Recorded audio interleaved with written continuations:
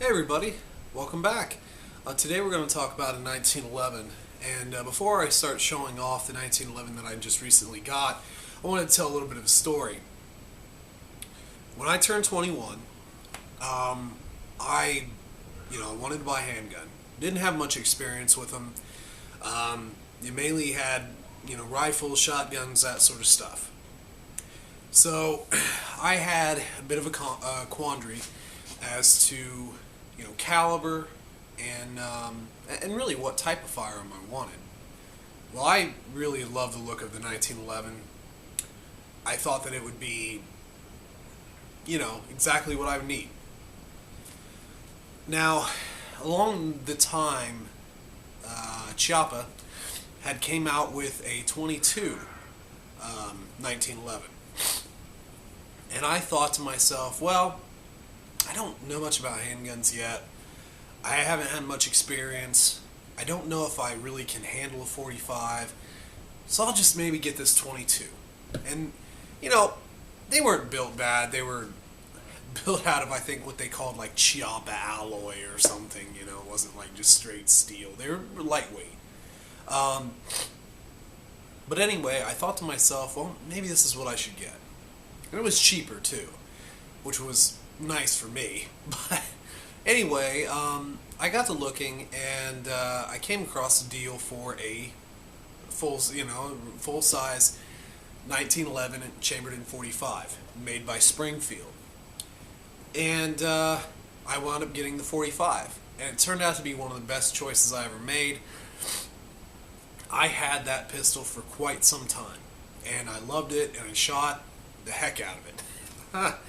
And then I wound up trading it, and I didn't really have a 1911 for very, well, no, I guess I had one, maybe.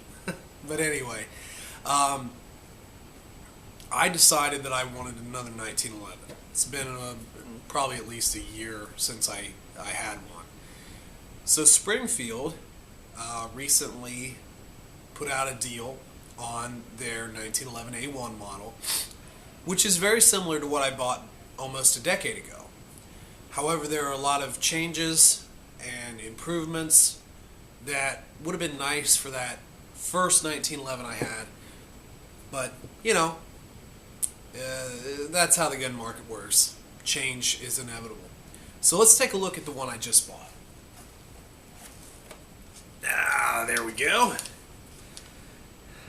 Nice 1911 right there, Parkerized. I will say that I think their Parkerizing is better now than it was then. Now, the specific model of the first firearm I bought would have been the 1911 GI mil spec. It was an A1, but I think it was specifically the GI mil spec is what they called it then. This is just the 1911 A1 mil spec. Which essentially means it's a lot of no frills here. However, despite that fact, it is much better than the no frills 1911 I got when I was 21. It does come with some pretty nice wood grips. The Springfield logo, they're actually a lot nicer than they used to be, and they also come with a set of black plastic, polymer, whatever, grips with a little bit more texturing, more aggressive, and the emblem. Now, as you can see here, it does come with a stainless steel barrel and bushing, and it fits very well in there. I believe they did say it was supposed to be match grade, which is nice. The old one I had was just a standard, regular barrel, black finish. It got the job done, but it is nice to have some improvements on the old firearm. Now, it does employ the same style trigger and hammer, but the trigger on this is actually very, very nice. Very nice, very crisp, light pull. It's a good pull. I always loved 1911 triggers. They tend to just be very nice. This one has zero grit in it. It's very, very good, and better than my old one. Hate to say that. Also comes with a standard 3-dot sight, and the old one I had came with a just like a real standard military sight. There were no dots. They were a little bit lower profile. It was good to learn on because I was able to experience kind of what that would be like. But these are much nicer. Typical hammer, typical grip safety, which I usually like the extended ones, but these work. You tend to see slide bite with the standard, or hammer bite, excuse me, because if you have a fairly meaty hand and you really get that in there, you have the potential for that hammer to bite you. I've never had that problem. However, I will say this: my hand is nicely in there, but the actual tail end there tends to rub right there in the web of my hand, and sometimes I'll have a little bit of bruising. That's why I like the extended beaver tail. It's just nicer to have for me.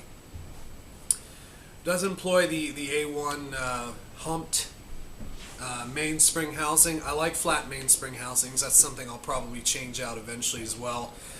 But it doesn't impact the grip very much. It's still a very nice grip. Very nice grip. 1911s are pretty thin. Does have the standard safety, thumb safety here. It is not, however, ambidextrous, as you see. Controls are all for righties, not really for lefties. Not a problem for me because I'm not a lefty. But it's a real sweet gun. A lot of improvements over time. Another, I guess you could argue it's an improvement or not, is that these are supposed to be manufactured solely in the United States now. It used to be they sourced out, I don't remember if it was the frame and slide both, or if it was one or the other, but they were coming from Brazil, and there were a lot of people that didn't like that, and they lost fans. So just a side note. Now the package itself does come with 2 standard magazines. Ammo is not included, but used to only come with 1. So it's nice that they're kind of giving me a little bit more. Does also come with a polymer holster, just very basic range, through and through belt holster, and a mag holder. Excuse me, been fighting a little bit of a cold. But anyway, these are okay. This tend to work pretty well.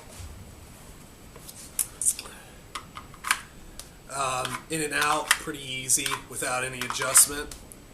This, however, is junk. I had the screw completely out and it still wouldn't fit the firearm in very well. I would never use this. Never. But something in the box. Also, does come with tons of paperwork and a cleaning rod. So, anyway, there's that. But guys, if you want a 1911 that you don't want to, you don't have to pay an arm and a leg for, because 1911s can be expensive. You just want something to either get your start with them, or old pros who just want a nice 1911 feels good and shoots well. I think that the Springfield 1911 A1 would be a very good choice, and right now they're under $600. So that's a heck of a breaking point right there. Any cheaper, and you're getting into Arms Corps, Rock Island, ATI, which are fine. I've had a few of those as well, but God, you get behind this one and you just feel. I feel so American. No, I feel like this is a very quality firearm. Its lockup is nice and tight. Its tolerances, feel great. The finish, I was really surprised at the finish because it's just Parkerizing, but it's so much nicer than the one I had before this. And like I said, I don't think you'd be disappointed if you got one of these. 1911 has been a part of our history served in the military with distinction for a long time. I mean, implementation in 1911. You know, when did it go out? The Beretta happened in the 80s. I don't think we had a one in between the 1911 and the Beretta. So its service life was quite long, and it's still beloved.